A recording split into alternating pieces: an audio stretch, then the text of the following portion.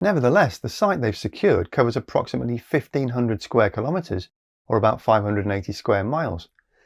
Imagine a land where the vast, sun-baked deserts hold the key to a nation's energy independence and environmental sustainability. This isn't a scene from a futuristic novel, it's the reality unfolding in Morocco. A country with limited fossil fuel resources, it has faced significant energy challenges.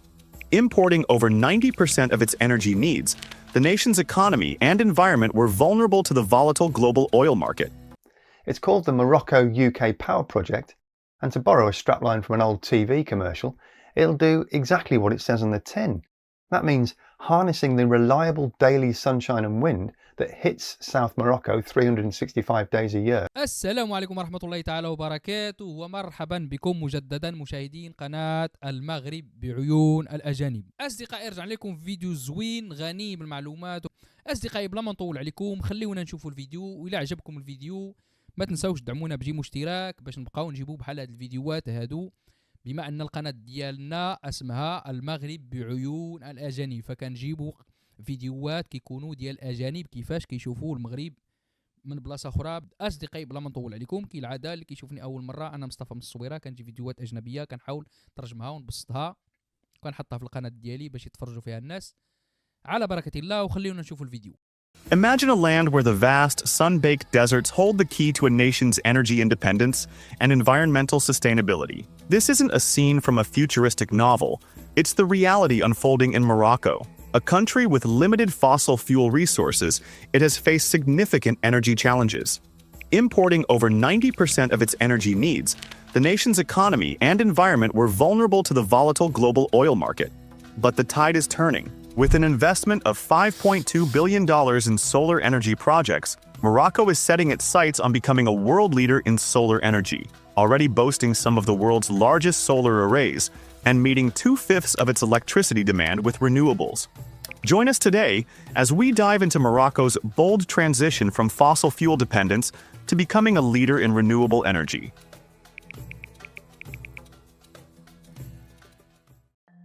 The journey of 1,000 miles begins with a single step. For Morocco, that step is illuminated by the sun itself. Morocco boasts some serious sunshine cred. We're talking about an average of 3,000 hours of sunlight a year, reaching a scorching 3,600 hours in the deserts. It's no wonder they saw this as a golden opportunity. But Morocco's pivot towards renewable energy was not merely a choice, but a necessity. Unlike many other countries in the MENA region, Morocco is not an oil or gas-producing country. In fact, Morocco is a net energy importer. The kingdom's reliance on imported oil and gas weighed heavily on its economy, costing billions annually. Environmental concerns also played a critical role, with the government recognizing the urgent need to reduce carbon emissions and combat climate change. Therefore, renewable energy was the only way for Morocco to reduce its energy bill and gain control and sovereignty over its energy needs.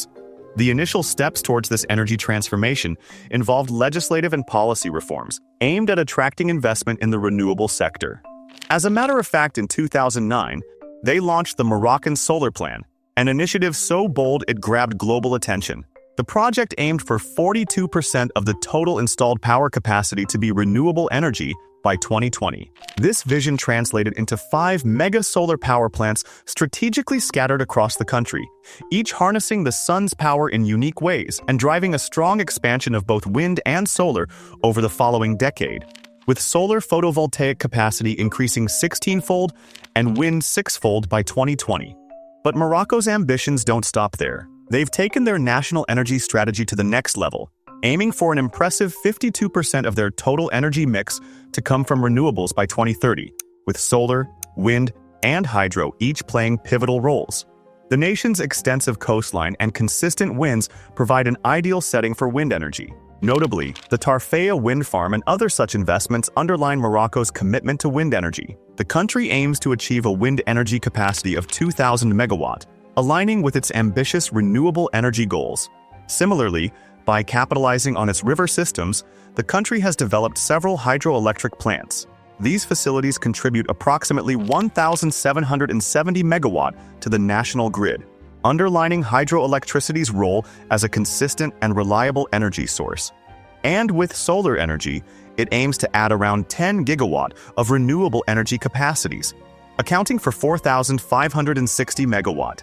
At the forefront of this solar revolution is the Ouarzazate Solar Power Station, also known as Noor Complex, aiming to become the world's largest concentrated solar power plant ever. This behemoth will boast a capacity of 580 megawatts, utilizing cutting-edge technology to capture and store solar energy even after sunset. The Noor Ouarzazate complex alone prevents thousands of tons of carbon emissions each year, equivalent to planting a forest larger than Rabat. But let me tell you, Noor Ouarzazate is just the beginning. The Moroccan government has laid out plans for additional solar projects across the country, aiming to capitalize on its geographical advantage. So, the shift towards solar energy is not just an environmental imperative but an economic catalyst. By reducing dependency on imported fuels, Morocco is safeguarding its economy against volatile oil markets, creating thousands of jobs, and setting a global example in the fight against climate change. And socially, the benefits radiate warmth. Rural electrification projects are bringing light to the darkest corners of Morocco, connecting remote villages to the grid and beyond. Clean energy means clean water, improved healthcare, and enhanced education, laying the foundation for a brighter, more equitable Morocco. Moreover, the country has also been praised for using money saved from fossil fuel subsidies to increase funds for education and to implement a health insurance scheme. And Morocco's solar success story hasn't gone unnoticed. Europe, grappling with its energy security challenges, sees Morocco as a potential renewable energy powerhouse and a reliable partner.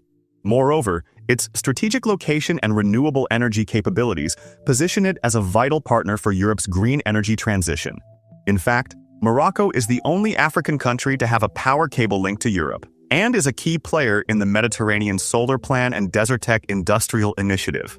The Desertec concept aims to build concentrated solar power plants to supply renewable energy from the MENA region to European countries by using high-voltage direct current transmission lines.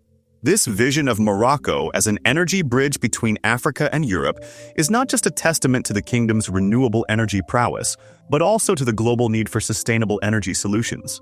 However, transitioning to green energy was like navigating the shifting sands of the Sahara. Morocco faced its share of mirages, financial hurdles, technological trials, and skepticism. But the country is tackling these through international partnerships, technological investments, and policy reforms.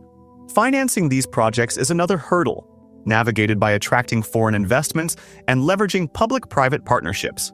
So, as the sun sets on the Sahara, it rises to a new era of hope and sustainability. With its ambitious projects in solar, hydro, and wind power, Morocco is not just transforming its energy portfolio, but also making significant contributions to global climate change mitigation efforts. But this is more than Morocco's story. It's an invitation to the world to join the dance of the desert sun, to embrace the power of renewable energy, and to imagine a brighter future for all. Let's take inspiration from Morocco's journey and envision a world where renewable energy lights every home, powers every industry, and preserves our planet for future generations. Hello and welcome to Just Have a Think. Moving very large quantities of electricity over very long distances through high voltage direct current or HVDC cables is not a new concept. There's been a high voltage cable running from the Pacific Northwest down to Los Angeles for decades. There are several in Europe and Asia, and of course there's the monster 1.1 million volt Changji-Guquan project carrying 12,000 megawatts of power over 3,000 kilometers from the wind and solar farms in the northwest of China to the urban conurbations on the country's east coast, supplying more than 26 million people with electricity. So the technology is well used and well proven. But few projects match the scale and scope of the infrastructure that X-Links are currently putting together. It's called the Morocco-UK Power Project, and to borrow a strapline from an old TV commercial, it'll do exactly what it says on the tin. That means harnessing the reliable daily sunshine and wind that hits South Morocco 365 days a year and sending it into the UK electricity grid via massive subsea HVDC cables. Morocco is already aggressively pursuing its own transition to a grid supplied by renewables. In a recent web chat, the founder and CEO of X-Links, Simon Morris, explained to me that he and his team were acutely conscious of this vital ongoing work, so they liaised very closely with the Moroccan government to ensure they didn't use any land that may otherwise have been allocated for use by the local population for their own energy needs. Nevertheless, the site they've secured covers approximately 1,500 square kilometres, or about 580 square miles. That's an area the size of London, which for a wind and solar farm is enormous. But you could easily fit the lower 48 states of America within the borders of the Sahara Desert and still have plenty of room left over. So in that context, the footprint of the Morocco-UK power plant is actually fairly negligible. What it'll provide though is space to install 7 gigawatts of solar PV panels plus 3.5 gigawatts of wind power and a 5 gigawatt, 20 gigawatt hour battery energy storage facility. Those are some pretty huge numbers. When complete, the site will provide enough power for more than 7 million homes, representing 8% of the electricity demand, via 2 1.8 gigawatt grid connections that have already been approved by the UK National Grid for installation on the North Devon coast. The solar PV power element of the Morocco site is fairly self-explanatory, I suppose. You get sunshine every day for more or less the same amount of time every day throughout the whole year without the daily and seasonal intermittency that we have to put up with in more northern climes. Hinkley has secured a CFD price of £92.50 per megawatt hour, nearly twice as much as the Moroccan facility. In that context, Xlinks starts to look like extremely good value indeed. Those negotiations are ongoing and are being led by Xlinks exec chair Sir Dave Lewis, who UK viewers may recognise as the ex-chief executive of our largest supermarket chain, Tesco. Meanwhile, back in Morocco, Xlinks is making progress in gaining the requisite regulatory and government approvals so that the country can benefit from the 10,000 jobs that will be created during the construction of the facility, 2,000 of which will become permanent positions. The total cost of the project, including the new cable extrusion factory, is £16 billion, with £40 million already secured for the development phase. Construction is due to commence in 2025, with the first system scheduled to go online in 2027.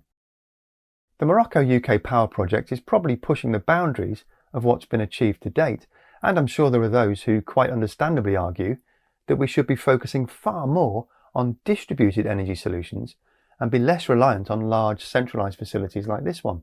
As an owner of rooftop solar panels myself, I'd certainly agree that those distributed energy generation sources will play an absolutely vital role in the transition